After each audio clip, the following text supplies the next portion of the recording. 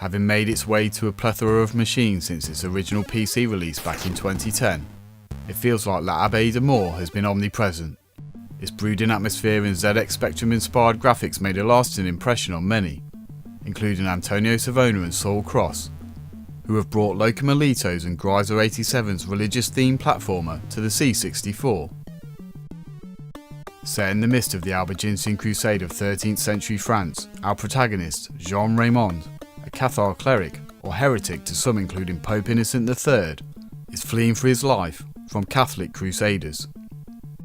With faith as his only weapon, Jean's prayers seem to have been answered when he stumbles across an old church, but laying in wait behind the thick wooden door, something more nefarious lurks as the fight to stay alive moves inside the stone wall. For history buffs, this is a fascinating passage in France's past, but for the uninitiated, it's a dark and brutal period that proves to be a great scene-setting device, providing a suitable tone for the devilish gameplay to come. Loading this up, one thing that strikes you straight away is how polished this port is. The monochromatic high-res sprite work with colour overlays is complemented with some great little animations of Jean and the enemies alike. The high-res graphics allow for finer details in its character work, as demons grin menacingly and skeletal knights stalk the corridors, with the screen flicking to a new threat as you run and jump your way around. There's enough enemy variety to keep the threat levels high as you work out their pathing. A smart colour scheme choice not only accentuates the graphical stylings, it also helps create a real sense of oppression as you trawl the dingy structures looking for a way out. Talking of structures, the environmental art is just as adept. From the fiery stained glass windows to the chiselled stonework, it's a sight to behold at times, with the variation in backdrops feeling organic as you traverse each screen, working your way deeper into the monolith. It's a fantastic looking game despite the gloom, and if the bleakness of your surroundings sometimes gets a bit too much, there's a little corner you can take respite before planning your next move. Saul has not only reworked the graphics, but the soundtrack too, and as is often the case, his work is impressive. There are plenty of compositions on offer, with each one reinforcing the macabre action on display. From lurches in tempo to deathly stings, the sonics do not disappoint, with the opening chase music reminding me of one of my arcade horror favourites, Namco's Splatterhouse.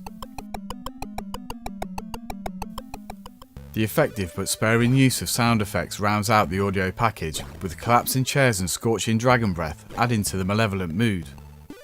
As such, l'Abbaye de Morts sound design displays once again that Saul is a master in his field.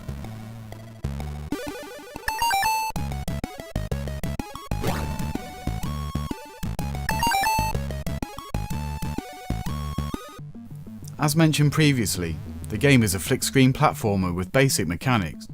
The controls are just as refined as the presentation, feeling tight and responsive, with a natural jumping arc. You'll find yourself in no time hopping over spiked pits, leapfrogging groups of enemies, and partaking in the occasional leap of faith. Gravestones act as checkpoints and a few shortcuts will present themselves to negate too much backtracking. But if you're having trouble, look to the skies for an endless runner section where extra lives are in the offing. It's a nice little hidden area and one that I found myself going back to several times just for fun. In order to escape, you'll have to collect 12 crosses placed around the environment. Enigmatic clues will direct you to hidden passages and invisible platforms, in addition to some basic puzzle solving. The game's extremely fair difficulty curve coupled with some thoughtful level design means that after dying quite frequently, you'll soon make good progress around the hellish maze.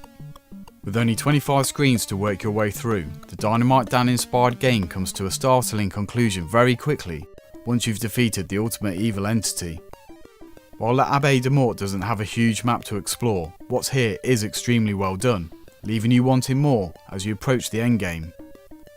Its dread-filled halls convey a real sense of trepidation, drawing you in as Jean falls to his death many times, only to be resurrected by the player to scratch that one more go itch. L'Abbaye de Morts is one of the most terrifically atmospheric C64 games I've played in a long time. While its mechanics are not especially deep or unique, every aspect of Antonio Savona and Saul port shines. Your time with the church's denizens might be short, but this is a gameplay experience of the highest order.